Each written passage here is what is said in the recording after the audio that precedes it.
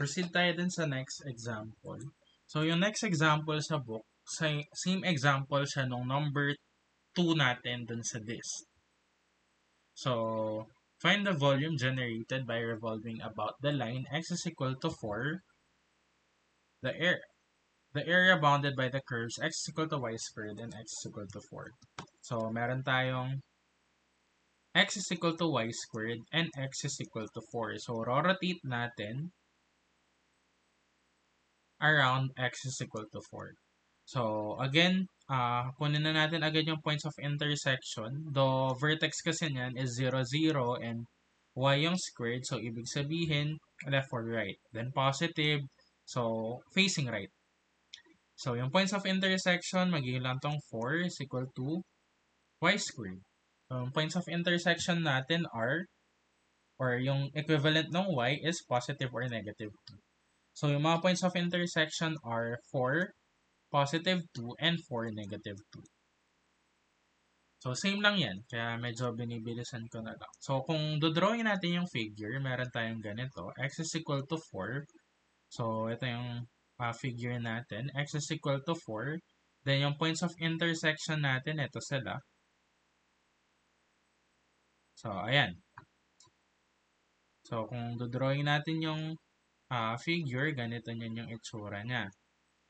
So, sabi niya, i-rotate natin siya around x is equal to 4. So, para makita lang natin ng maayos, reflect lang natin siya. Parang mini-mirror nyo lang. Parang ganito niyan yung itsura niya. So, pero this time, instead na this method yung gagamitin natin, try natin siya using cylindrical. So, pero medyo crucial lang dito pagdating sa cylindrical is yung pagpili ng or check nyo yung age, yung value ng age. Kasi 'di ba sa formula natin is 2 pi R age D age. So yung R madali lang 'yan. Yung age natin yung kailangan natin na makuha natin ng maayos. So kasi kung ang axis of rotation natin is along y axis, so kasi pa vertical, ibig sabihin yung strip na kukunin natin is pag ganito yung figure niya or pag ganito yung itsura. So, patayo, vertical din. Kasi vertical yung strip natin or vertical yung axis of rotation. So, ang problema natin sa mga gantong klaseng problem, for example, dito sa figure na to, ang age kasi natin yan, kung dodrawing natin yung mismong ano. Ito niyan yung magiging itsura ng cylinder eh. So, reflect lang natin siya dun sa kabila. So, ayan yung cylinder natin. So, ang problema natin dito, ang age kasi dyan is y upper minus y lower. Eh, ang problema natin dyan is yung y upper natin is parabola and yung y lower natin is parabola din. So, sa ganong cases as with the same parabola. So, sa ganong cases kasi ang ginagawa lang talaga is 10 na times 2 lang. So, kailangan lang natin siyang i-times 2. Pero, solve lang muna niya natin. Ano ba yung y upper?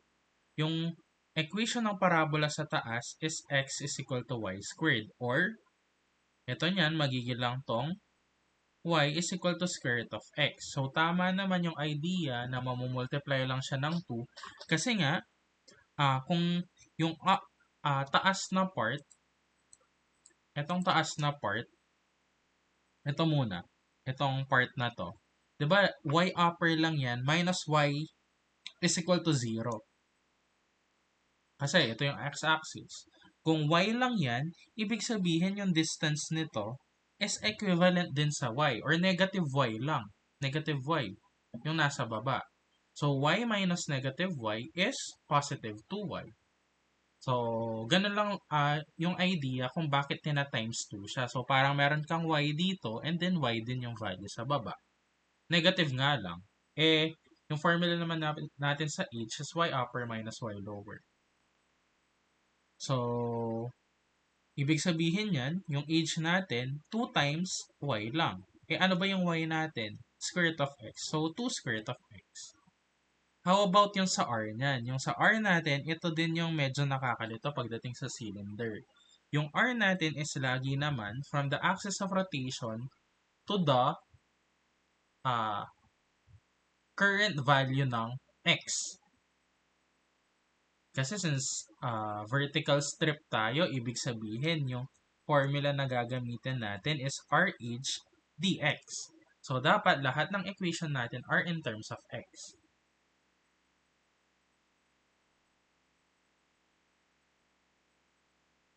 So, ang mangyayari niyan dito, yung vertical strip natin, ang tinitignan kasi is the current location ng vertical strip with respect to ito. Bali, ito niyan yung tinitignan natin pagdating sa R.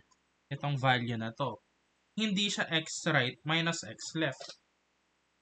So, hindi siya ganun. Current location nung strip natin dun sa axis of rotation. Kasi ito lang yung kailangan eh. So, sa case na to, ano ba yung magiging equation niyan? So, meron tayong x is equal to 4, saka yung current location nito sa x-axis. So, yung r niyan natin dito is 4 minus yung current location nito which is equivalent to x. So, kasi vertical yan. Vertical yung strip natin. So, ibig sabihin, x is equal to constant lang or yung value niya lang. Current value niya. So, x lang.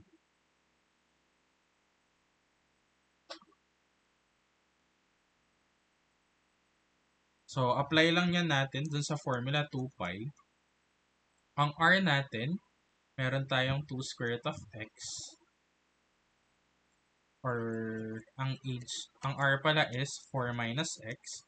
And then, ang age natin is 2 square root of x. Then, dx. Yung limits niyan, from, from dulo niyan, papunta dun sa axis of rotation. So, lagi naman tayo nag-start dun sa mas mababang number. So, 0 from 0 to 4. So, apply na lang natin yan. So, 2 pi. Ayusin lang natin to. Meron tayong 8 x raised to 1 half minus 2 x raised to 3 over 2 dx. So, integrate lang natin. So, magiging lang tong 8 x raised to 3 over 2. Meron tayong 2 pi sa labas. Over 3 over 2 minus 2 x raised to 5 over 2 over 5 over 2 from 0 to 4 or 2 pi. Meron tayong 16 over 3 x raised to 3 over 2 minus 4 over 5 x raised to 5 over 2 from 0 to 4. So obviously, yung lower limit natin is 0 kasi once na nag-sub ka ng 0 dyan, mag-0 na yung lahat. So, 16 over 3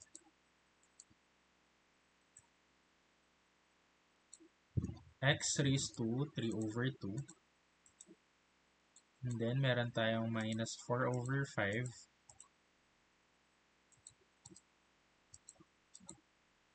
x raised to 5 over 2.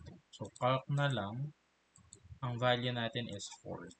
So, 256 over 15.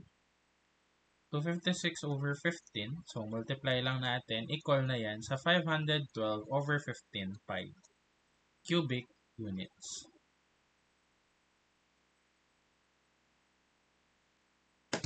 So, check natin if same sila. So, ito, 512 pi over 15 cubic units. So, same lang naman. So, kaya if, pero pagdating naman sa mga problems, kung saan nyo sa tingin mas madali siyang masolve, yun yung gamitin ninyo. So, if possible naman siya using this na lang. Kasi mas mabilis yung sa disk. So, pagdating naman sa cylinder, tinitignan nyo yung pinaka-crucial dyan is yung age. Kung madali lang bang kunin yung age dun sa equation. So, for example, itong problem na to, di ba nirotate natin to dun sa x-axis. Ibig sabihin, yung strip natin is horizontal. Ang problema natin, kapag cylinder yung gagamitin natin, yung age natin, hindi siya consistent. Kasi kung titignan nyo, kung redraw natin dito, so kahit hindi na accurate, ayan. For example, ganyan yung figure dun sa kanina. Ayan. So, ito yung axis natin. Ibig sabihin, yung strip natin is gagamitin natin is horizontal. Ang problema natin, kung ito yung age natin, dito sa part na to, dun sa unang part, yung age natin is parabola to parabola. Pero pagdating nyo dito sa part na to, ang age mo nag-iba na siya. So parabola to line na, which is hindi naman pwede. Or possible naman siya, kaso lang iibahin mo pa yung equation. So unlike kung magde-disk ka, so kukuha ka ng horizontal strip or ng vertical strip. So, makukuha niya siyang diretso. So, ibig sabihin, mas madali siya pagdating sa this method. Kasi, pagdating sa this, ang tinitignan mo lang is yung nagta-touch dun sa R mo. So, sa this kasi, consistent naman yung R1 mo is laging yung axis of rotation to the lower parabola. Kahit dun sa bandang dulo, ito pa din naman yung R1 mo. Pero pagdating sa R2, lagi naman axis of rotation papunta dun sa line. Yung R2 mo dito, same pa din naman. So, tinitignan nyo kung ano yung consistent. So, pagdating sa cylindrical, ang check nyo is yung age. Yung value ng age. Or yung equation nyo para dun sa age. If madali lang ba siyang kunin. So, for example, dito sa case na to, actually, mahirap na yan. Or hindi naman siya ganun kahirap, pero as parabola to parabola kasi with the same parabola, ibig sabihin, kailangan mo pang mag times 2.